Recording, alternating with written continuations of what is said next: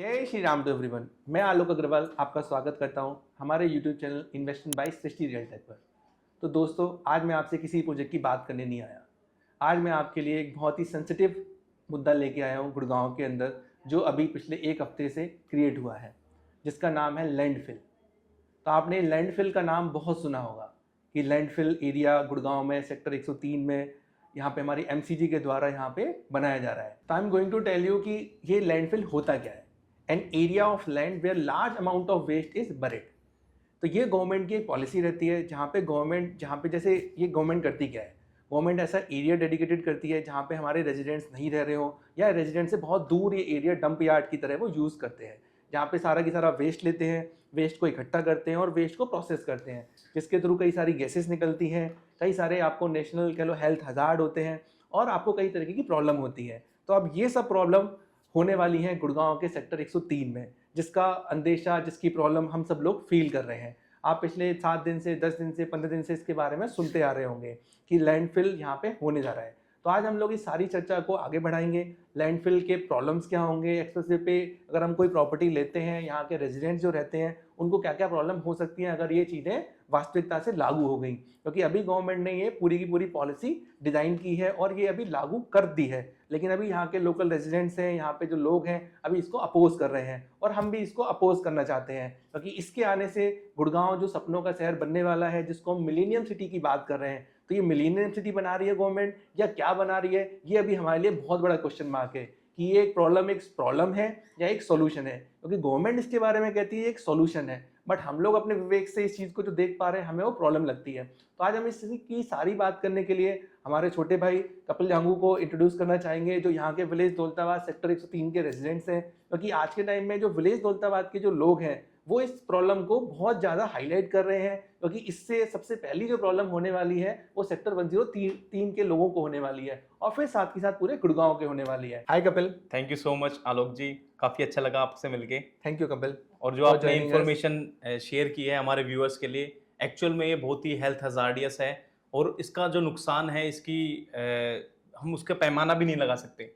तो आपको पता है आलोक जी, जब आप फरीदाबाद की तरफ ट्रेवल करते हैं तो वहाँ पे एक बंदवाड़ी एक जगह है जहाँ पे लैंडफिल्स का काम किया हुआ है। वहाँ पे लोगों को अंदेशा भी नहीं था उस समय समस्या का, जो आज उन पे आके आन पड़ी है। बिल्कुल ठीक कहा आपने, ठीक है ना। तो फिर वही समस्या आज हमारे शहर के अंदर 103 सेक्टर में 2 दौलताबाद गांव हैं, उसके अंदर लैंडफिल कराने का प्लान किया गया है एमसीजी के द्वारा। तो एमसीजी ने यही एरिया क्यों चुना, क्योंकि यहाँ पे तो ये तो पूरा की पूरा रेजिडेंट जोन है।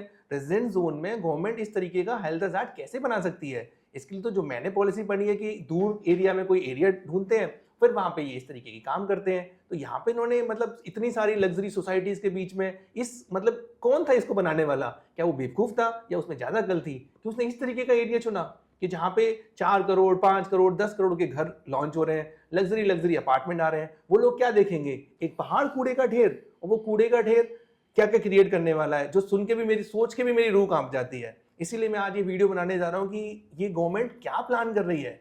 आप लोगों को मैंने देखा है कि वहाँ पे सेक्टर 103 के खासकर जो आपके दादा हैं, परदादा हैं, जो बड़े एज के लोग हैं, आज वहाँ पे धरना दे रहे हैं, वहाँ पे दिन रात उस एरिया की एक तरीके से सेफ गार्ड कर रहे हैं। बिल्कुल।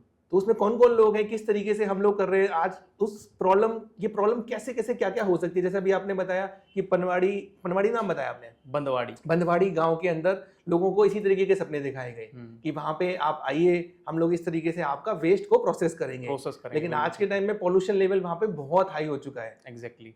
और क्या क्या प्रॉब्लम हो सकती है अगर वो चीज यहाँ बनती है? सबसे पहले जो है हमारे जो जमीनी जो पानी है, हमारा जो वाटर लेवल है उससे वेस्ट होता है, जिससे कि आसपास की सोसाइटी के लिए जो कि एक नुकसानदायक होगा।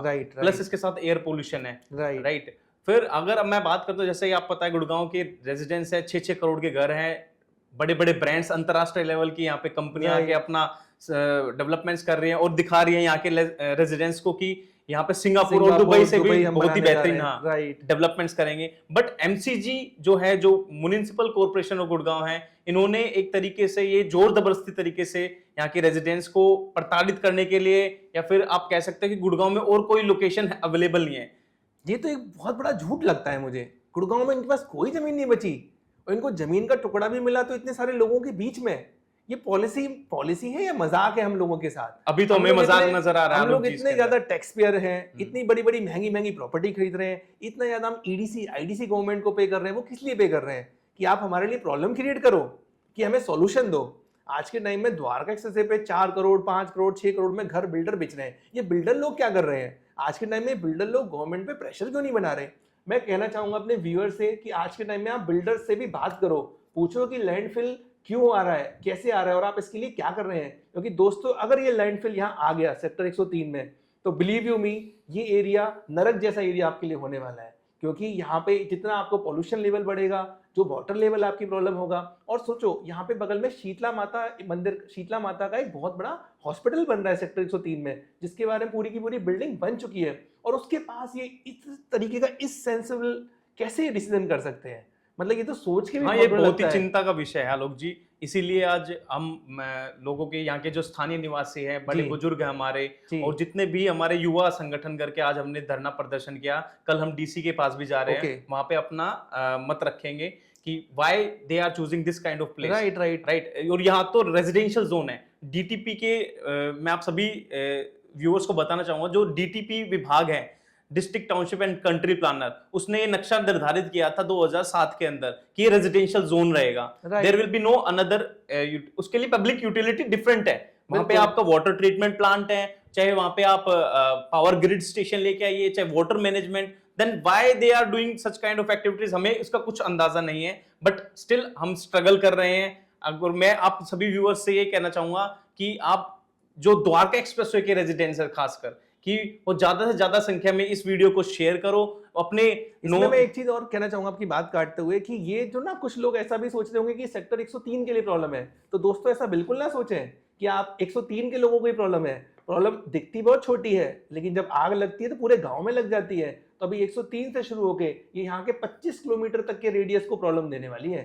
तो आप ऐसा ना सोचें आप शोभा के अंदर रहते हैं, आप M3M 113 में रहते हैं, मैं नाम इसलिए यूज कर रहा हूँ कि आपको लगे कि 113 में प्रॉब्लम नहीं होगी। ये प्रॉब्लम हर जगह आपको दिखेगी। शुरुआत आपको 103 से दिखेगी और फिर पूरे गुड़गांव के अंदर 20 किलोमीटर 25 किलोमीटर के रेडियस में फैल जाएगी। तो हमारा आपसे यही आग्रह है कि आप इसके लिए बाहर निकले सोसाइटी से, सोसाइटी के बाहर आए, यहाँ पे आप लोगों को साथ बैठे, क्योंकि यहाँ पे अभी हम 100-200 लोग वहाँ पे बैठे हैं साइड पे इस चीज को टेक केयर करने के लिए। क्योंकि गवर्नमेंट रात में आके भी यहाँ पे काम करके पहले गई हुई है। उस चीज को रोकने के लिए वो लोग वहाँ पे आज तंबू में धरना लगा के बैठे हुए हैं। तो सभी जितने भी रेजिडेंट्स हैं यहाँ पे, वो सारे इस चीज को उठाएं आवाज को, क्योंकि हमारी जितनी आवाज बुलंद होगी उतना हमारा यहाँ ये प्रॉब्लम सॉल्व होगी। प्लस मैं रिक्वेस्ट करना चाहूंगा जितने भी रियल एस्टेट के कंसल्टेंट हैं वो भी अपने व्यूअर्स से बात करें और बोलें कि इस प्रॉब्लम को सॉल्व करें। क्योंकि दोस्तों अगर ये प्रॉब्लम सच में प्रॉब्लम हो गई तो सोचो कि हम सबकी दुकान भी बंद है। आलोक जी आपको नोएडा जाना पड़ेगा प्रॉपर्टी बेचने। बिल्कुल, गुड़गांव में तो कोई प्रॉपर्टी खरीदेगा नहीं, क्योंकि जिस लेवल की डेवलपमेंट ये मानसिकता लेके आए हैं, हम इसका बहिष्कार करते हैं। और सबसे पहले मैं आपका बहुत बहुत धन्यवाद करता हूं कि आपने अपने चैनल पे इस सेंसिटिव मुद्दे को उठाया। अदरवाइज लोग बाग पीछे की तरफ स्टेप लेते हैं कि अदरवाइज हम ये फेस करेंगे तो कोई रेजिडेंस, हमारे बायर्स का नुकसान होगा इस न्यूज को जितना हम बताएंगे। तो हमारा तो जो मेन पर्पस था कि अवेयरनेस करना कि ये एक प्रॉब्लम है, क्योंकि अभी ये प्रॉब्लम ऑथेंटिक नहीं हुई। ऑल्दो गवर्नमेंट ट्राई कर रही है इस तरीके की चीजों को बनाने का, लेकिन अगर हम लोग सब लोग आवाज उठाएंगे, गवर्नमेंट तक ये बात पहुंचाएंगे, तो मुझे नहीं लगता मोदी जी का इतना ड्रीम प्रोजेक्ट को ये आग लगाना चाहते हैं। क्योंकि उन्होंने तो इस सपने को इतना साकार, इतना अच्छे तरीके से इस एक्सप्रेसवे को हमें गिफ्ट किया कि एक्सप्रेसवे बनने से आज सोचो जी 9,000 10,000 रुपए के रेट पे कोई घर नहीं खरीदता था, आज 20,000 25,000 रुपए के रेटों पे आज घर नहीं मिलते। लेकिन इस तरीके की प्रॉब्लम आने के बाद फिर तो लोग यहाँ पे फ्री में भी घर नहीं लेना चाहेंगे। मैं आपकी इन्फॉर्मेशन के लिए बता दूं, ऑल्दो आपको आइडिया है ही, कल ही हिंदुस्तान टाइम न्यूज़पेपर के अंदर एक अंतरराष्ट्रीय लेवल की कंपनी है, मैं उसको नाम भी दे सकता हूँ, मेरिट कंपनी है, शायद आपको ज्यादा पता होगा। उन्होंने व्हाइटलैंड के साथ कोलैबोरेशन किया है 103 सेक्टर के अंदर, 103 में ही है, और वो भी 6 करोड़ से वहां पे प्रॉपर्टी स्टार्ट है। सो गाइज, मैं ये बहुत ही, अगर आपने सेंसिटिव मुद्दा उठाया तो मैं चाहता हूं कि इसमें इस वीडियो के माध्यम से लोग ज्यादा से ज्यादा संख्या में जुड़े और इसका हम अपोज करें, ताकि हम जहां जितने भी रेजिडेंट्स जो एग्जिस्टिंग रेजिडेंट्स हैं, क्योंकि उनको सेफगार्ड कर पाए। उनको जागरूक होना पहले बहुत जरूरी है। आज के टाइम में लोगों को, बहुत ही गिने चुने लोगों को पता है कि ऐसी चीज आ रही है। लोग तो ये सोचते हैं हमें इससे क्या लेना देना। एग्जैक्टली। लेकिन दोस्तों सबको यहाँ पे लेना देना होगा। क्योंकि इसीलिए मैं आपसे चाहूंगा, सबसे रिक्वेस्ट करना चाहूंगा, हाथ जोड़ के मेरी विनती है कि आप सब लोग इस चीज का अपोज करें तभी ये गुड़गांव बच पाएगा, तभी ये द्वारका एक्सप्रेसवे बच पाएगा, और तभी यहाँ पे जो रेट्स जिस तरीके से बढ़ रहे हैं वो बढ़ पाएंगे। नहीं अदरवाइज जिन लोगों ने लाखों करोड़ों अरबों रुपए की यहाँ इन्वेस्टमेंट कर रखी है, हमने भी एक छोटा सा घर खरीदा है, बाकी लोगों ने भी 2-2, 3-3, 4 घर खरीदोगे, तो इन घरों का कुछ नहीं होने वाला, सबके रेट नीचे गिरेंगे। तो दोस्तों आज गवर्नमेंट हमसे पूछती है कि हम किस एरिया में लैंडफिल करें। अरे गवर्नमेंट, ये आपका काम है ऐसे एरिया को ढूंढना।